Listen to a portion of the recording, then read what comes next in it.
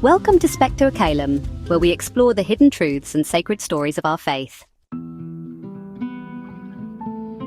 Today, we journey through time to uncover the hidden history of the Rosary, one of the most powerful, beautiful, and mysterious prayer tools in Christian tradition. You may think you know the Rosary, but there's more to this humble chain of beads than meets the eye. Its origins are ancient, its evolution complex, and its spiritual impact undeniable. So sit back, open your heart, and let's trace the hidden history of the Rosary together. Long before the Rosary as we know it, ancient civilizations used prayer beads. In India, Hindus used mala beads to recite mantras, a practice dating back over 3,000 years. Buddhists later adopted similar tools, and eventually, Muslims began using prayer beads known as misbah or tasbih to glorify God. So why is this important to us? Because it shows us something fundamental about human nature, our desire to use our hands to pray, to count, to meditate. This instinct to move through prayer physically with tactile guidance predates Christianity. When Christianity emerged, especially in the East, monastic traditions developed similar practices. Early Christian monks in the Egyptian desert, known as the Desert Fathers, would recite the 150 psalms daily. But not everyone could memorize all 150. So what happened? Lay Christians who couldn't read scripture or didn't have access to psalms developed a substitute. They began praying the Our Father repeatedly. To keep count, they used pebbles, ropes with knots, or strings of beads. This became known as the poor man's psalter, 150 Our Fathers in place of the 150 psalms. By the 11th century, this practice was widespread in Europe. Meanwhile, devotion to the Blessed Virgin Mary was growing. People began adding Hail Marys into their daily prayers, influenced by the angelic greeting at the Annunciation. Slowly, Marian devotion merged with the counting prayers, setting the stage for what would become the Rosary. Enter Saint Dominic.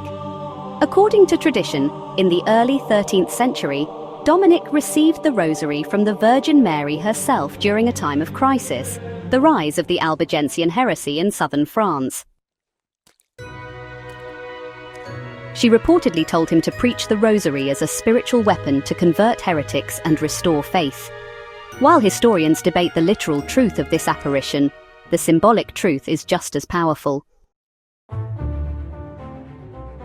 The Dominicans were instrumental in promoting the Rosary, turning it into a structured and widely practiced devotion.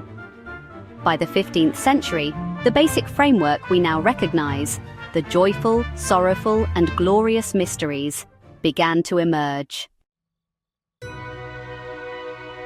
The Rosary developed organically. Early on, it had only the Our Father and Hail Mary. The Glory Be was added later. So were the mysteries, each set focusing on key events in the life of Christ and his Blessed Mother. The structure eventually settled into 5 decades, each with an Our Father, 10 Hail Marys, and a Glory Be. 3 sets of mysteries, joyful, sorrowful, and glorious, offered a spiritual journey through the Incarnation, Passion, and Resurrection. By the 16th century, Pope Pius V officially approved the Rosary and standardized its form. He even credited the Rosary with the Christian victory at the Battle of Lepanto in 1571, a pivotal naval conflict where the power of prayer was believed to have triumphed against all odds. But the Rosary is more than a series of prayers. It's a spiritual map, a meditative discipline that engages the mind, heart, and body. The repetition of the Hail Mary is not mindless. It's rhythmic, almost musical. The repetition allows the soul to rise beyond the words and enter contemplation. The mysteries are like icons for the soul. As you meditate on each, your heart journeys deeper into the life of Christ. Saints and mystics like Louis de Montfort and Padre Pio called the Rosary a sword, a ladder, a chain that ties us to heaven. It is a spiritual technology, ancient, portable, and powerful. Throughout history, the Rosary has been invoked in times of danger. In 1571, as mentioned, Christians prayed the Rosary for victory at Lepanto. In 1955, Austria was miraculously freed from Soviet occupation after a massive nationwide Rosary campaign. In Fatima, in 1917, the Virgin Mary appeared to 3 children and identified the Rosary as a key to peace and salvation. She asked for its daily recitation to convert hearts and prevent war. Her message was echoed in countless other apparitions: Lourdes, Akita, Kibeho. Even today, during personal or global crises, believers turn to the Rosary. It is a quiet weapon, a string of hope, clutched in hospitals, battlefields, prison cells, and family rooms. In 2002, Pope John Paul II gave us a gift: the Luminous Mysteries. He added 5 new mysteries that illuminate Christ's public ministry: his baptism, the wedding at Cana, his proclamation of the kingdom, the transfiguration, and the institution of the Eucharist. This edition completed the life of Christ in the Rosary. Now we meditate on his birth, death, resurrection, and public life. St. John Paul II called the Rosary his favorite prayer. It became for him not just a devotion, but a path of discipleship, a way to live in union with Mary and through her, with Jesus. So, what is the hidden history of the Rosary? It is a history written not just in books, but in the hands of saints and sinners alike. It is the story of prayer, adapted through cultures and centuries, shaped by war and peace, by mystics and popes. The Rosary is not just a Marian devotion.